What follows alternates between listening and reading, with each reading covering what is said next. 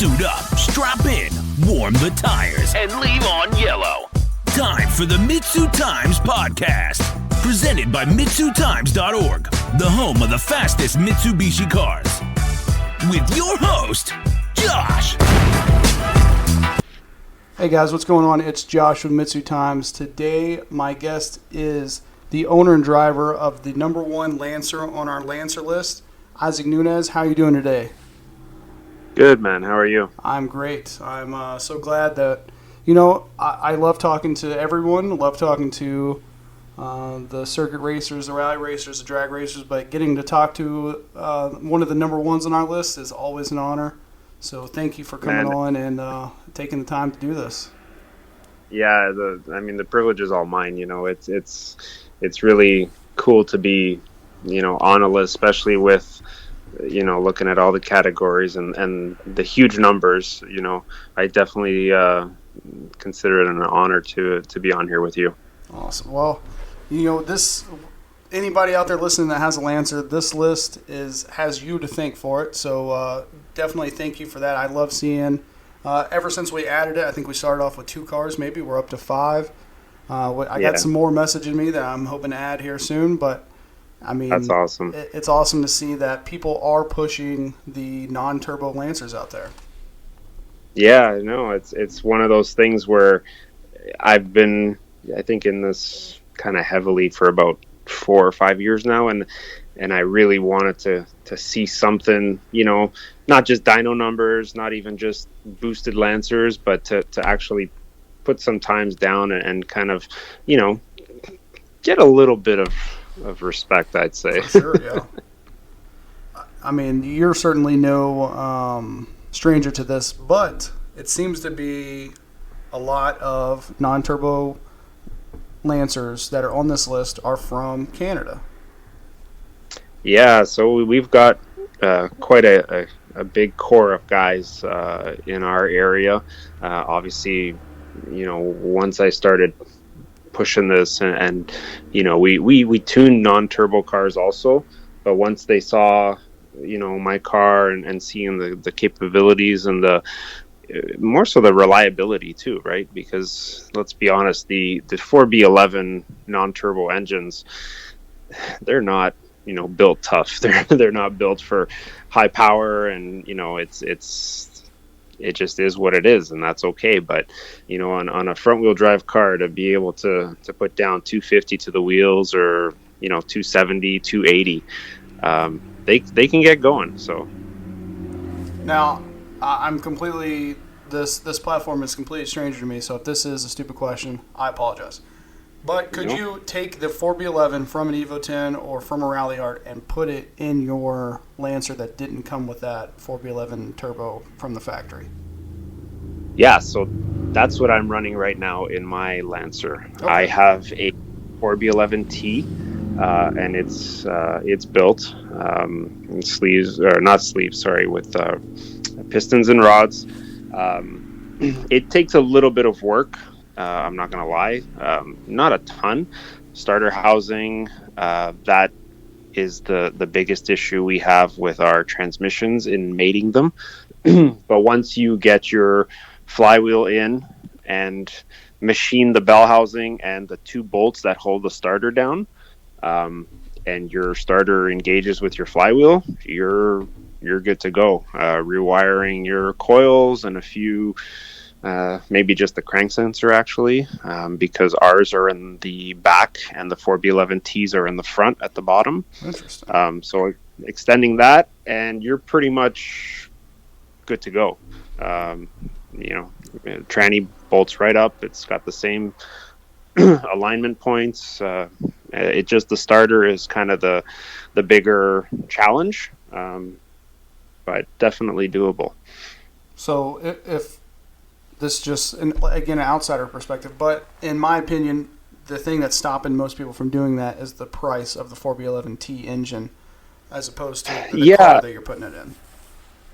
Yeah, for sure. It's kind of funny because when I started the Facebook group, I was so tired of anytime you'd ask a question about Lancers, it was just buy an Evo. Right. you're easier to just buy an Evo. Well, I didn't want to buy an Evo. I could buy an Evo. That wasn't the issue. But I like certain challenges. I've always kind of been a front wheel drive guy, and that was that's really what I wanted. Yeah. So yeah, the engines on the 4B11T, they're up there. Thankfully, I had a Ralliart that kind of donated itself to my position, but I ran a non-turbo engine for, I'd say, 2.5 years with a Ralliart setup. So before I went to a B11T, I was running on a non-turbo engine, just the stock 2.0 with a Ralliart setup. Okay. So I guess we should dive right into it. Why don't you tell us about the setup on your car as it sits right now? Yeah, so right now I've got the 4B11T with CP pistons, Manley rods. I've got BC Stage 3 cams, tubular manifold. Hasn't been installed yet. The new Turbos R Us GT666 Turbo. It should be here. It might even be on its way almost, but should be coming shortly. So that'll be my new setup for this year. Cool. Previously, I was running the Turbos R Us 3582 GTX Turbo. So I wanted a little bit more, just to kind of stay into that 520 comfortably. I couldn't get it because I had the Stage 3 cam, so it was kind of my tuner and I figured out that if we run the Stage 3 cams, we can get a little bit more lag, keep the torque down, because front wheel drive, if I put in Stage 2 cams, I'd make about 60-70 horse more, and it would just spin like even more than it already does. I got a 3-inch ETS intercooler with hard pipes, 3-inch turbo back, and that's kind of the gist of it right now. Oh, and I'm running meth too. Oh wow! Yeah. Is it because ethanol is so hard to get up there, or that's just the route? Yeah. It's E85. I believe there is one that I know of that's about an hour and a half away. Oh, wow. And so to try to keep that in stock, I mean, the track we go to, they offer, race fuel and whatnot, but I just prefer to kind of keep it on pump and we'll run the meth and kind of use it as it's needed. Gotcha. So, yeah. We talked about this already. This is obviously a kind of obvious question, but what was it about this platform that you chose to go this route? Obviously, you said you wanted to do something different, but was that it? Well, honestly, I drove the car with a K&N filter and a muffler, like an aftermarket muffler for, I think, almost 10 years. Stock daily, drove the hell out of it. I had about 290,000 kilometers. I don't know what that equivalates to in miles, but she had spun a bearing at 174,000 just after my warranty went. Of course. Got the motor swapped out. Yeah, it was just a daily car.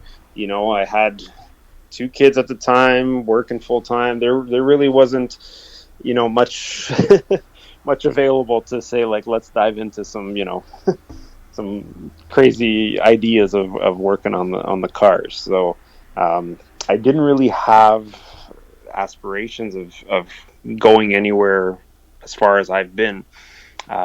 Just drove it, and then I think in late 2015, maybe, yeah, I found a full Ralliart turbo kit, and it was a great price, and I said, man, I've always wanted to do it. And I started hearing a little bit on the forums about it. There was Road Race Motorsports. They had done a turbo kit, but their kit was just through the roof. And I said, you know what, let me just get the kit, and then let's see what happens. So really, it was one of those things where the car, I bought it new. I I owned it for 10 years before I ever even started considering doing this. Man. So this car was, like you said, you rocked it with just a K&N filter. This car was pretty much bone stock when you bought it then, right? Oh, it was, yeah. Well, I ordered it in April of 2007. Oh, wow. And the cars were coming out in 2008. And they had like this early bird deals at Mitsubishi and said I could have a silver one. And I was like, nah, I don't want silver. So I wanted the electric blue, and they said, okay, that'll take about a month. So a month went by, nothing. And then they actually gave me a loaner CVT car for about a month. And then they gave me a 2007 Ralliart Galant for another month because they just, kept pushing it back. And I ended up getting the car mid-August of 2007. So yeah, I was actually the fourth electric blue Lancer in Canada to have it arrive. Yeah, so it was one of those things where I saw the commercial and I was like, it's a pretty nice car. It looks cool. There was no talks of Evos or Ralliarts at the time. Yeah. They really hadn't promoted anything like that. They told me like, oh, there's an Evo coming probably later on towards next year, but I didn't have a car. My tranny had exploded on my Talon, and I was like, I need a car. So that's what I went with, really. So you were the first owner of this car. Yeah. That's awesome. I've had this car from 0 miles. I think it had like 17 kilometers on it when I went to pick it up at the dealer. That's so cool. Yeah, it was really cool. So you said it before, but obviously back then you didn't have it. You couldn't have saw the car that you have now in that car when you first set eyes on it. So the plan at the time, I'm sure, was just to have fun in it, right? I mean, you ordered a manual one, so you were looking for something to have fun. Yeah, I always tried to have at least one manual at home. Auto just kind of was too boring for me, so I loved the way the car looked, and it came with 18-inch rims, which at the time was like, oh my gosh, because my my Talon had 16s, and if you got I ended up putting a set of 17s Dodge Avenger rims on it, and it was like, wow, the car looks amazing. So it came with 18s, and I was like, oh wow, and I can get a Rockford Fosgate Sun and Sound package. Yes, I'll take that too. So it was like, to get a new car and to have kind of the bells and whistles. Yeah, it wasn't a fast car. I never really not wanted, but I never really had the hopes of having a fast car. It was just a great, reliable daily, and it looked really, really sharp. Yeah. So you talked about it a little bit, but I want to go back and talk about the different setups that you've had in this car, because obviously you're going to a new one now. But which ones have you had before that really worked out for you that somebody else could think about putting on their Lancer? Yeah, so whenever I get a message like this, because I mean my messenger goes through the roof. I'm sure, yeah. On hey, what setup do you have, or what can I do to my Lancer to make it fast? Going through all I've done, and I started unfortunately having to pay a lot of money. I had someone do some work for me, and we'll just leave it at that. I spent a lot to get a whole engine rebuild on an NA engine, which it was a lot of money. And I put the thicker head gasket, Evo cams, and then I ran a Ralliart turbo setup, and it was good. I mean, hey, I can't deny that person got me into this. So whatever happened after, it is what it is. But if I hadn't gone that route, maybe I would never have ventured into this. Yeah. So a Ralliart turbo setup on a stock 4B11 2.0 or 2.4 running around 10 psi. If you have the right tuner, you shouldn't have any sort of issues. If you're on top of your spark plugs, if you're changing your oil, and you're kind of doing your regular routine maintenance, and of course not getting on the two-step like these guys do at the takeover events, you're gonna blow a plug and then you're gonna be messaging like, hey, my engine blew up. Well, I don't know why. Yeah. Those are the kind of things you kind of give these guys heads up, and then it's up to them.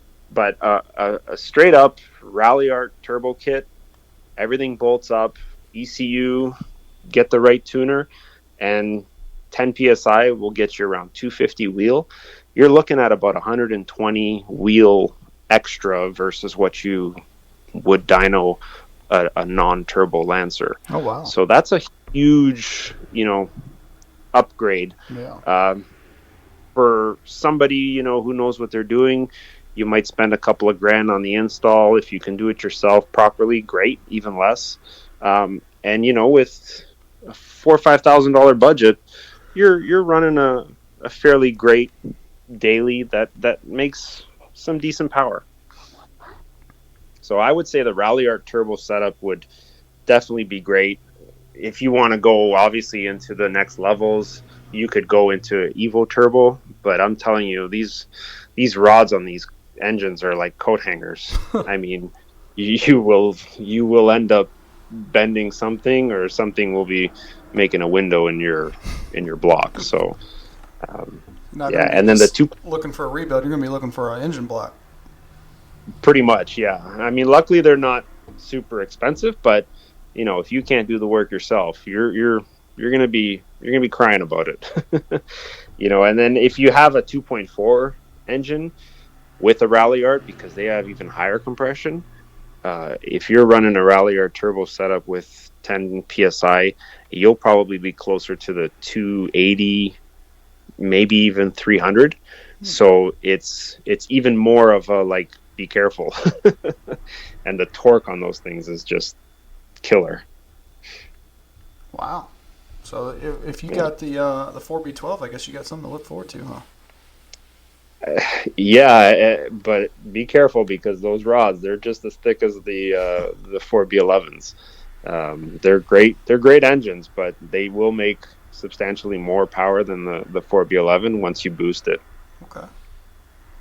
So I feel like we need to cover the strengths and weaknesses. We talked about the rods. I think the CVT should be brought up, but tell me, in your experience, what you have discovered as the strengths and weaknesses of the non-turbo Lancer. Okay, well, strengths, if you don't boost them, they're great dailies. They're really, when we're talking about power, or like putting down a track time, they're not going to impress anybody.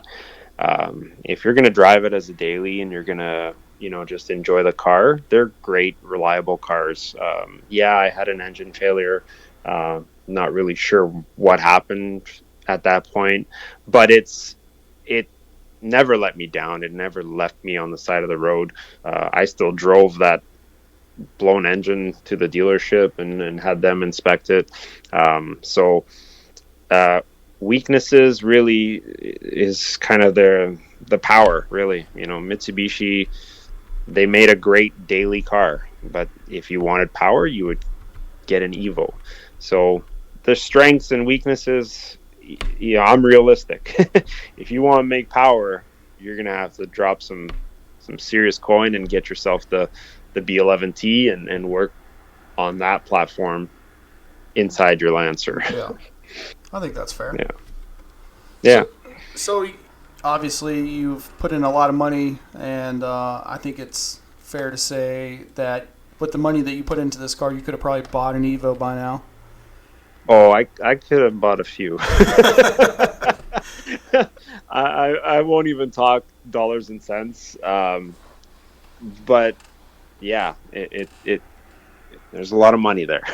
So do you think, with that being said, if you could start all over, you would still do this build all over again?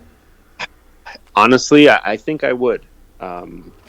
it's one of those things where for me, to accomplish what I've accomplished, I am proud of it. It might not be impressive for majority of the people out there. They might think like, oh, it's a waste of money, but everything is a waste of money when you think about it. I mean, sure. Unless you're professionally racing and actually making money, everything we do on our cars is a waste of money. There's no profit from it. So unless you're racing and you're making money off of that and sponsorships and whatnot, great. But I would do it again. Even to go back to the beginning and say, would you start with a different tuner?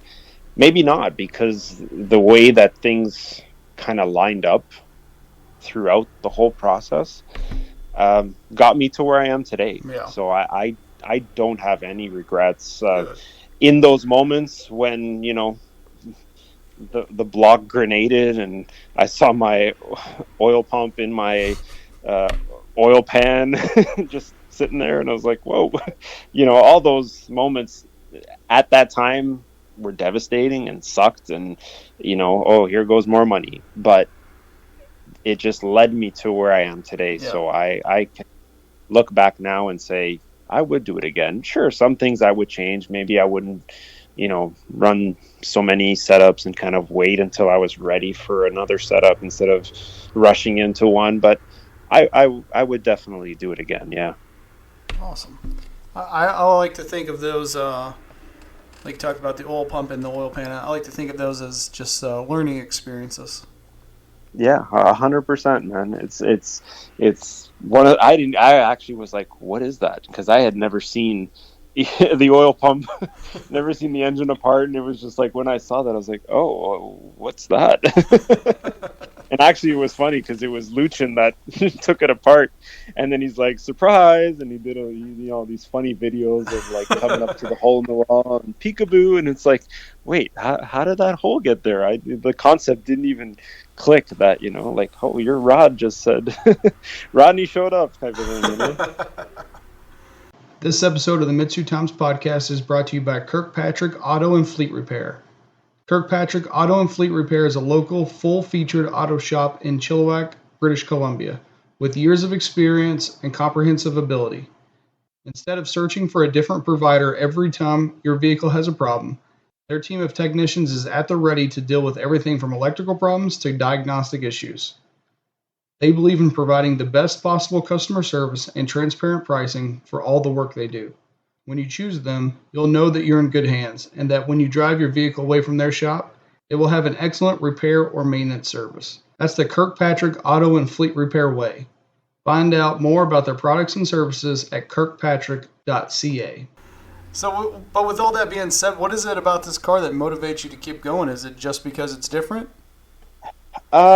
Yeah, and honestly, our middle daughter, a couple years ago, I was kind of in that lull of like, it's turboed and it is only front wheel drive, and like maybe I'm gonna sell it, and let's, I actually put up an ad at the time, which till this day was like, whew, I'm glad nobody bid on it, because when I told the kids that I was gonna possibly sell the car, my middle daughter just started bawling, and she's like, no, Daddy, you can't. She actually named my car Betsy. Oh, there you go. She's like, you can't sell Betsy, like, no, you need to keep that car forever. And she was just wailing, and I was like, wow, like, it just never I never thought that for her it was so important, like I have an older 14-year-old, and he's just like, whatever, didn't really care. Our youngest one, she didn't really grasp the concept. So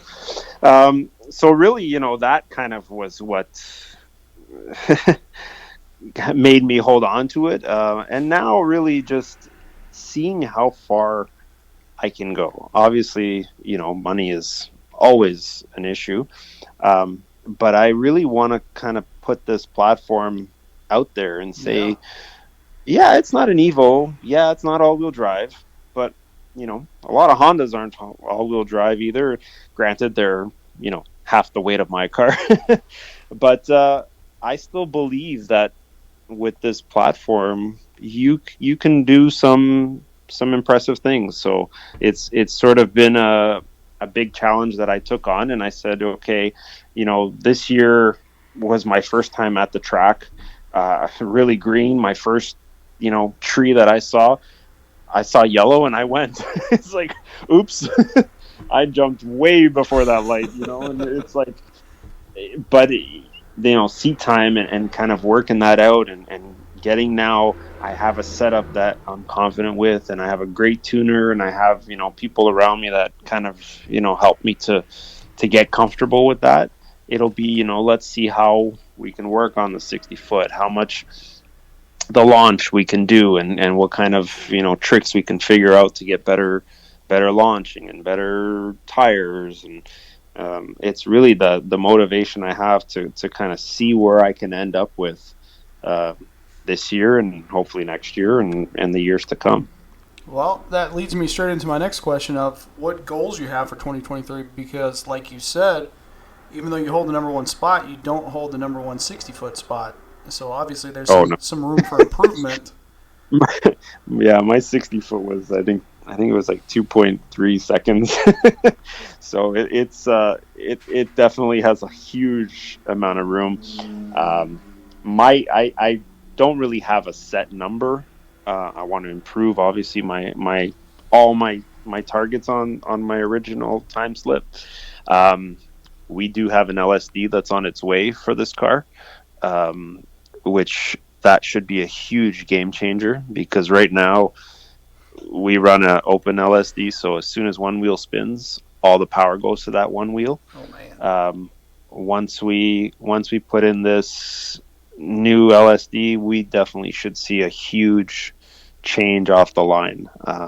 Again, driver error could be an issue too, but I'll do my best. But we're really hoping that this will help a lot. We'll work on our two-step and launch sequence and how we set up the car. So really, if I said I wanted to be in the 11s, that's still a huge reach. Yeah. But I just want to improve as much as I can. If I can get into the low 12s, that'd be huge. If I can get into the 11s, that'd be amazing. But I after seeing kind of what my slips were, it was like, oh, that 60 foot is atrocious. So let's work on that and then kind of build it from there and yeah. I think 1/10 made up in the 60 foot equals 2/10 on the big end, so that's huge. I mean, if I can get into like even like a 1.9 or a 1.8, that should definitely help me a lot. Oh, yeah. The new turbo will give me a little bit more juice also. So with the LSD and the bigger turbo, I'm hoping, I've got a great mile an hour. It's just now getting that first, launch sequence, not spinning like a, bat out of hell, and really kind of getting the power down and getting down the track. Yeah, almost in parachute territory in your mile an hour. Yeah, it was funny because the first I was lining up to get onto the tree, and I see Luchin come running, and he's like, "Let's go!" And because I didn't have a time, I could bring somebody with me. I didn't know what I was going to run, and we got to the end of the track, and the guy's like, "Whoa, you got a passenger? And where's your helmet?" And I was like, "Well, what do you mean?" And he's like, "Yeah, you ran a 13.6." I was like, "Oh wow, I didn't expect that." So, and then my second pass was then a 13.1. So, I'd say for me it was still a huge accomplishment, considering I've never done a quarter mile race track. So, I got reamed out pretty good on some posts of like what kind of times are these with that mile per hour, but it is what it is, and it's okay. The internet is for all that. Right. Definitely. Somebody's always going to have something to say no matter what. Oh yeah, for sure. So Isaque, I'm just curious as to what the future of this car looks like. Is it going to stay similar to what it is? Is it going to go full race car, Lexan windows and parachutes?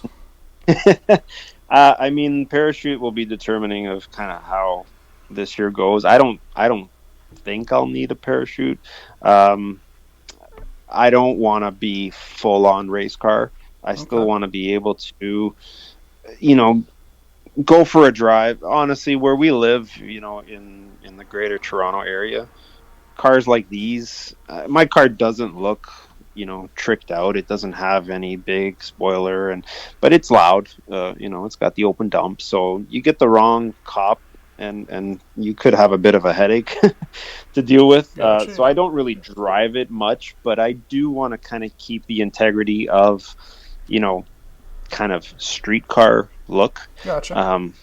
I don't know if I really want to turn it into a full on, no interior, no harnesses for anything, like no wiring. Mm-hmm. I'm not sure if I really want to go there, but who knows if it turns out that, the times are really impressive, and if I start ripping stuff out, I could, improve that much more. Then I'll have to weigh that out. Well, the latter definitely has my vote. Yeah.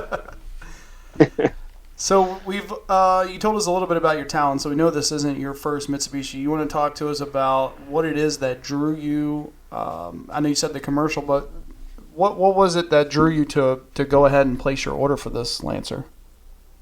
Yeah, so I had a 91 Eagle Talon front-wheel drive TSI. I bought it off a friend of mine. He was getting a new Prelude, the new body style that came out in, I think it was 2000, no, actually 90, 99 or so. And he was like, yo, the dealer's offering me like $2,000 or something. And I was like, well, I'll give you like, I think it was like 3,500. I liked the car. It was clean. It was decent.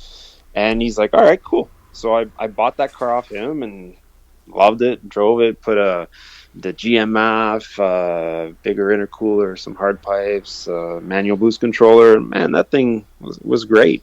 And really just, fell in love with even the community, like in Canada, we've got the DSM Canada Club, and, I'm sure like you've heard, I think Jason Drew talked, about Ziggy and RTM, and it's like you meet these kind of core people, and they kind of leave this big imprint. Like, if you ever met Ziggy, he's just a great, like Santa Claus type of guy, great man, and just very kind, and it just really was like a great sense of community. And once I had to give up my Talon, which I still regret to this day, I blew the tranny on the highway, and it was like, oh, enough.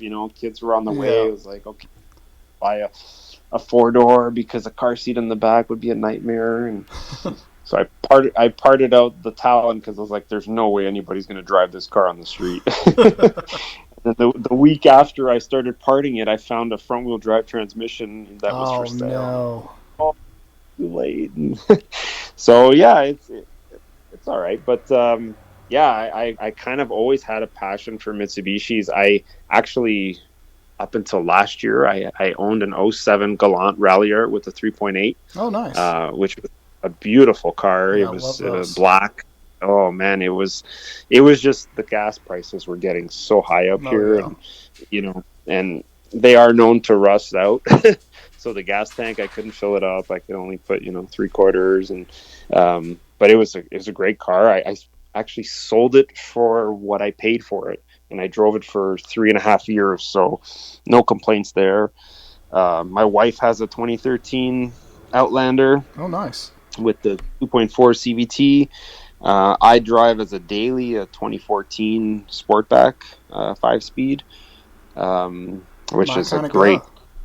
Yeah, it's a great car. Like the 2.0 in there, nothing modified. Gives me 650, 700 kilometers to the tank.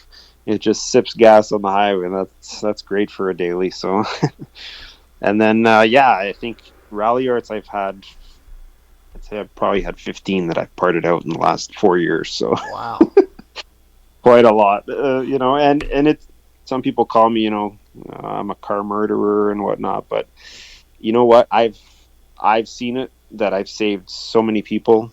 People were like, man, my engine just blew. Right. Evo guys, even, the community that we've got here locally, with Luchin, it's great, and people get into binds and they need help, or they need a part that's, not available. Most likely we'll have it. So, I take pride in that, to be able to provide the community with parts that are, sometimes hard to come by, or sometimes just random, or in a pinch. It's going to be 6 weeks.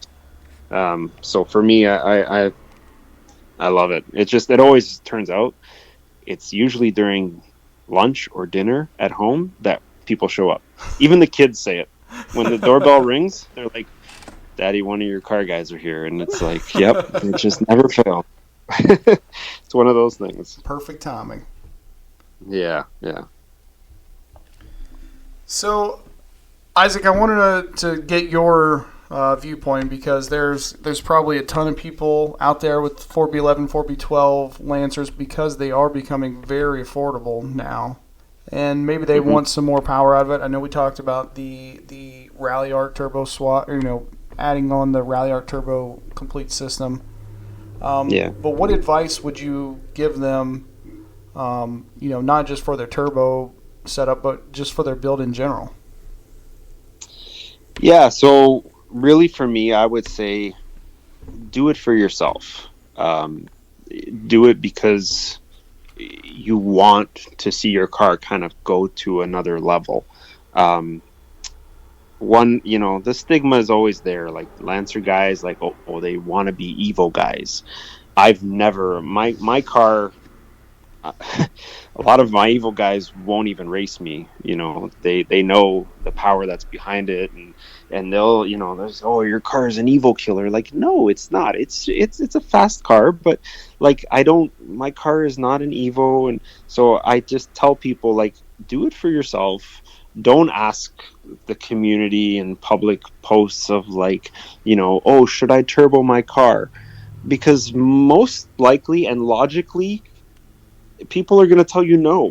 Right. It costs a lot of money, but if you have that desire, then for sure surround yourself with people who know what they're doing. If you're not so comfortable, be prepared to pay, because if you can have like cheap fast quality, like you're not going to get those three all in one. You're going to kind of have to compromise. So put yourself in a position financially that's, you're going to be ready, and then have the right people around you. The community that we have, it's very,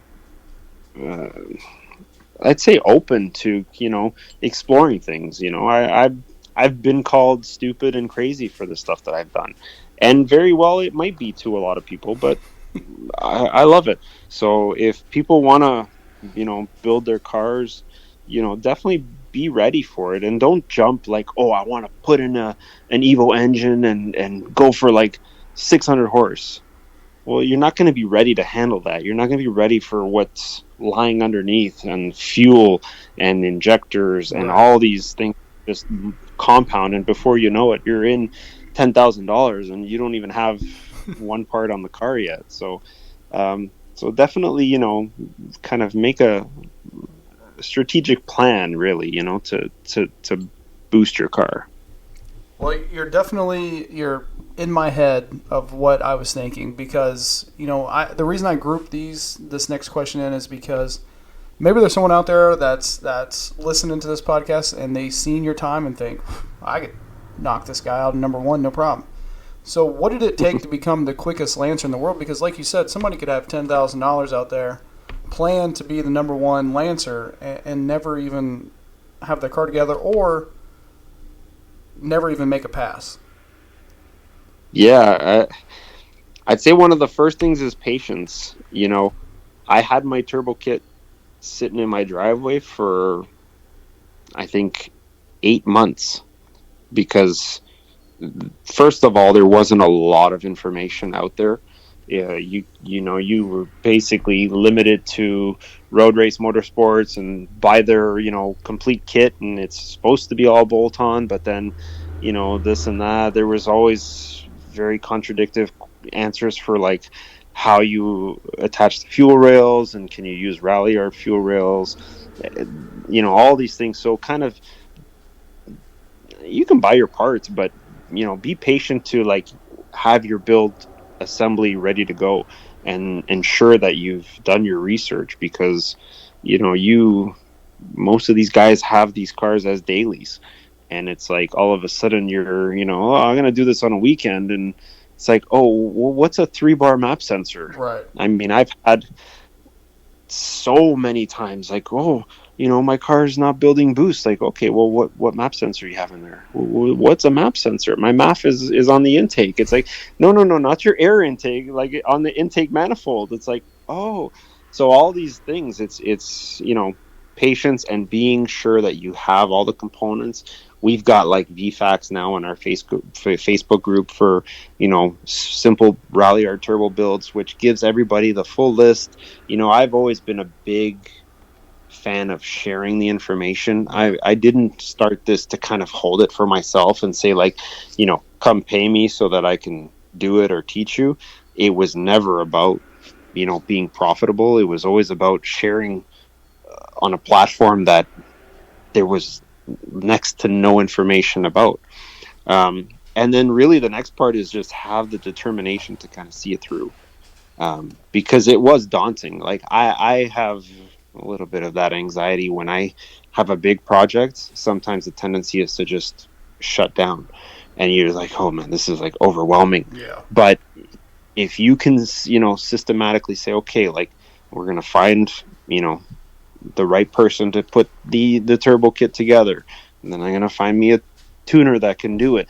And I have all the parts, and I made sure that I have all the gaskets, and I have everything that I need, and it's the proper, intercooler pipes. Like, I'll tell you, I've seen cars show up with like PVC plumbing as intercooler pipes, and it's like, what's this? Yeah. We can't tune this.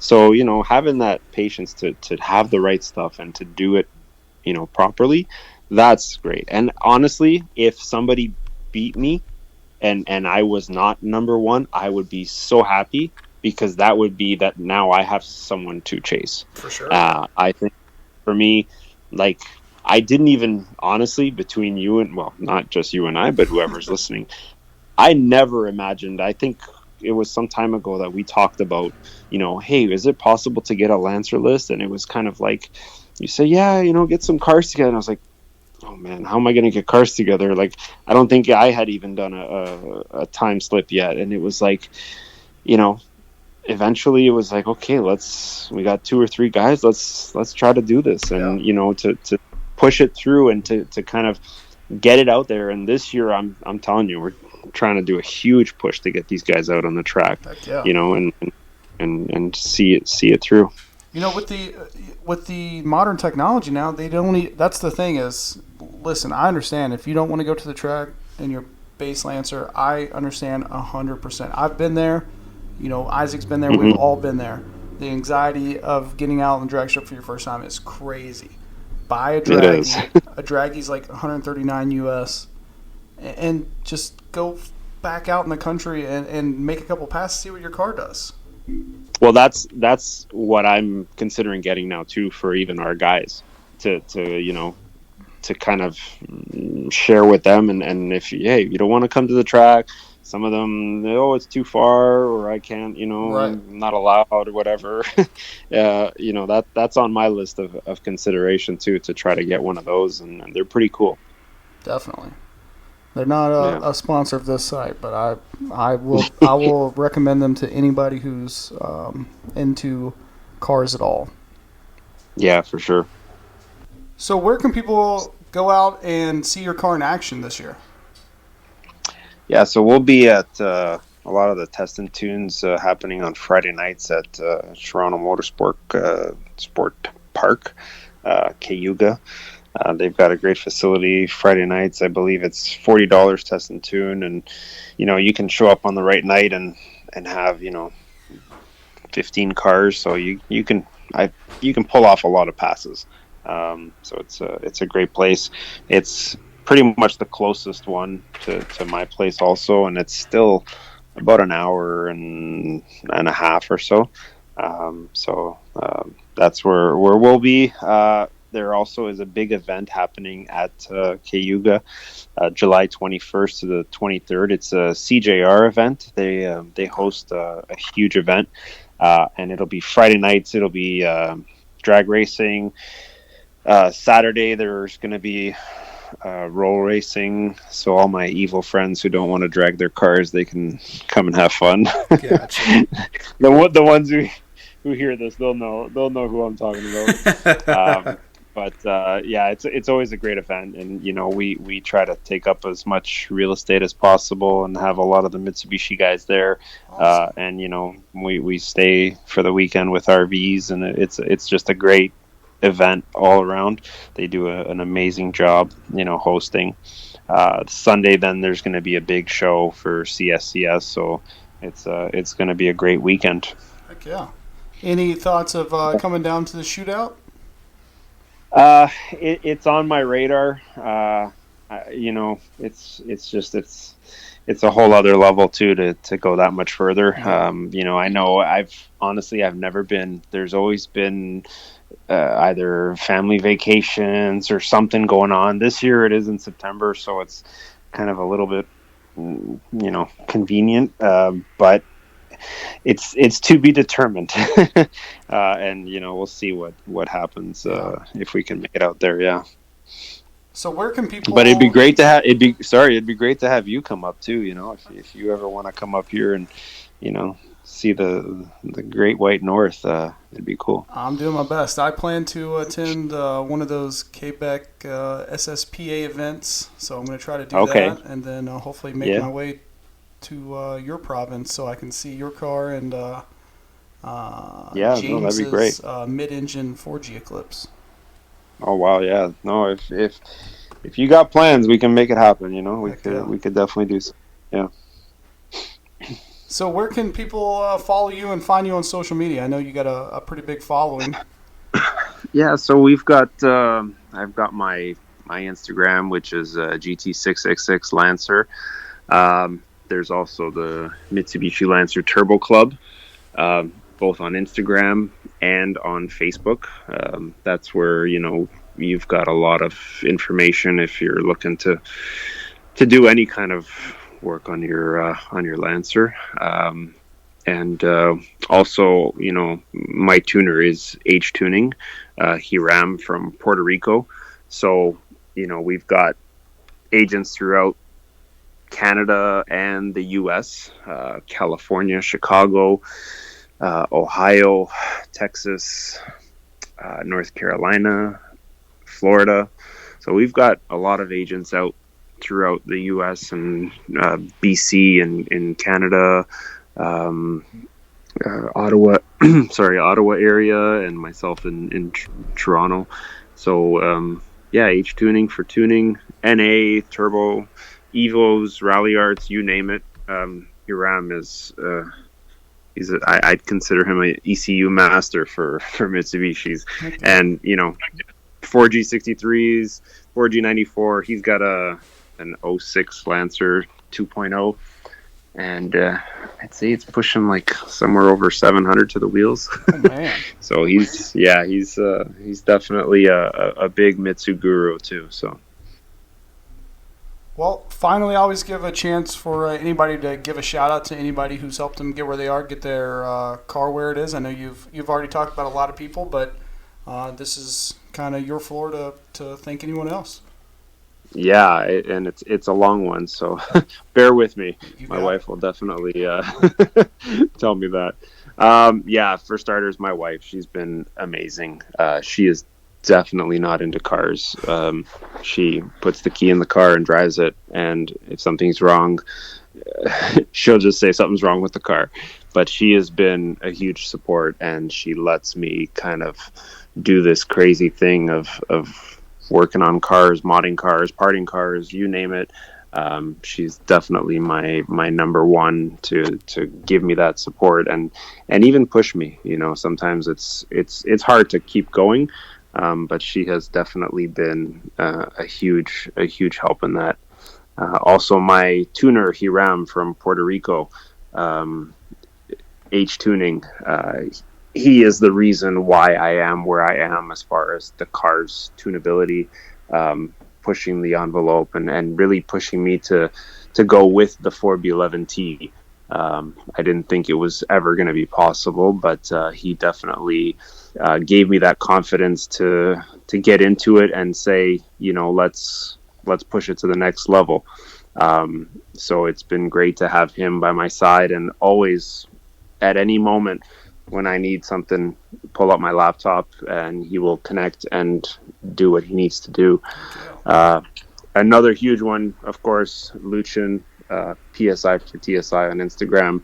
He has been my builder. I'm a backyard mechanic, brakes, oil change, half a dozen things. Obviously, I'm a lot more comfortable now, but when it's the overwhelming stuff, my transmission tear down, LSD install, he's the one that's there with me. He's the one that's giving me that confidence of assembling the engine, doing the head, making sure valve lashes are correct. I can't thank him enough for being able to really get my build to a state where,